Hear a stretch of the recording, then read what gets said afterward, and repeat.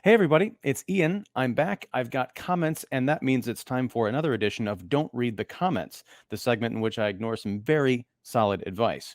So, we're going to dive into the latest feedback that I've received on kickseat.com, the Kicking the Seat YouTube channel, and a platform I completely forgot to mention at the outset. Facebook. Yes, Kicking the Seat has a Facebook fan page, which you can sign up for and get all of my posts as soon as they go out. So, without further ado, let's dive in and see what you have to say. First up, we have a comment from the latest edition of IndieSeen, in which Sejua Akanayaka and I interviewed indie filmmaker extraordinaire Onur Tukel. He was the director and writer of two of my favorite films from last year, That Cold Dead Look in Your Eyes and Scenes from an Empty Church. That's a bit of a preview of my forthcoming Yes, I Promise Best of 2021 list, which will hopefully be out sometime before the Oscars. But anyway, Louis Philippe Deloro writes in, great interview. Having seen most of these movies, it's interesting to learn the backstory. Onur is a great filmmaker and one of the best contemporary American filmmakers. The writing, especially, always stood out to me in these movies, and they're educational too. From Black Magic for White Boys, I was inspired to read The Invisible Man, and from Applesauce, I was inspired to read Amusing Ourselves to Death and Against Happiness as well, which I think Onur mentioned in the director's commentary of The Pigs. Anyway, do another one. Well, from your mouth to God's ears, we are going to arrange something else with Onur in the future. And yeah, continuing my education too. I had not heard of his work, sad to say, until we started doing research for this episode. And as you'll recall from that interview, I think I absorbed 8 of his films in like 10 days, and they were all amazing. So definitely seek out his work and stay tuned. Next up, speaking of the Onur Tukel interview, we actually have a comment from Sejua himself. Great and informative discussion with Onur. Here's a follow-up interview that I did after the main interview for people/filmmakers who are interested in more filmmaking and distro-related topics. And there's a link there. I'll also drop the link in the YouTube description of this video and the podcast version, of course, because you can't click on a picture of a link and go anywhere. But yeah, definitely check that out. My discussion or my interview with Onur and Sejua was more thematically related. We talked about a broad swath of his films, but Sejua and Onur get into the more nitty gritty. It's educational for people out there who are aspiring filmmakers or even active filmmakers. So definitely, yeah, check it out. Next, we have a comment on the Boba Fett Book Club, Chapter 5, from our new superfan, Petinado Petty, from all the way from Argentina. Congratulations, you have a great channel. Thank you for reading my comments despite my poor English. Best regards. No apologies needed at all. Your quote unquote poor English is better than some of the English as a first language comments that we get on this channel.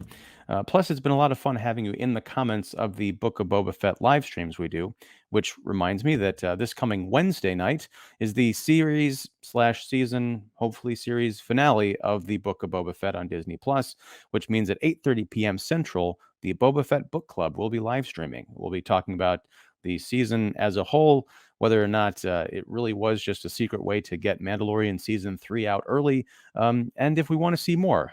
I know what my answer is, but then again, I'm going to reserve full judgment until actually I watch the season finale. Next up, we have a comment on the Son of Hammerland episode of The Vampire Lovers from Craig Gibson. Your Hammer reviews are a great way to spend an hour. For the next entries in your Son of Hammer series, I would recommend the Carmilla sequel Lust for a Vampire, which raises the exploitation level a couple of notches. Wow. And Vampire Circus, which is one of the more genuinely entertaining films in the series. I don't know if those are actually on our docket, but you know what? We've got a scarathon coming up later this year, so maybe we'll find a place for those there. But Craig, thanks for commenting. I'm honored that you spend the full hour of these these episodes with us. It definitely helps us to keep going and lets us know that we're appreciated and that the work we're doing isn't just disappearing into the ether. So thank you. And lastly, Miguel Salazar, another one of my art school friends from back in the day, 25 years ago, actually. We graduated from the American Academy of Art, along with another friend/channel commenter, Brian Traina. So we got to get the band back together at some point. But unfortunately, as you can see from screenshot 220201, taken at 3:31:33 p.m. .png. Yes, I swiped this from the Kicking the Seat Facebook channel, probably inelegantly in terms of my cropping. Apologize for that. But Miguel says, also in relation to the Book of Boba Fett, Chapter 5, in which yes, I'll admit we really ragged on the show. But Miguel says people need to realize that sooner or later somebody will be better than Boba Fett. And even Fett said he's going to play it smart and not rush into things. And not to mention that even the worst episode of the Book of Boba Fett is better than the last trilogy we got.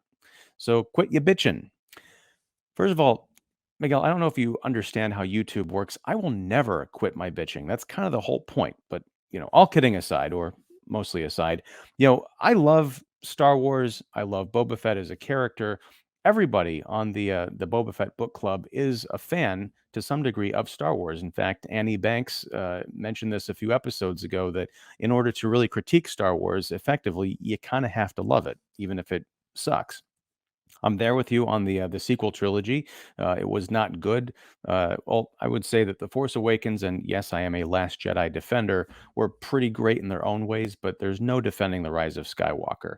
But I would say that the Book of Boba Fett, as a spin-off series from Star Wars, it just doesn't measure up. It's all over the place, and I think this comment came in a little more than a week ago after the 5th episode. Once we got to the 6th episode, which again was another Mandalorian centric show where Boba Fett showed up for a whopping 2 minutes of screen time.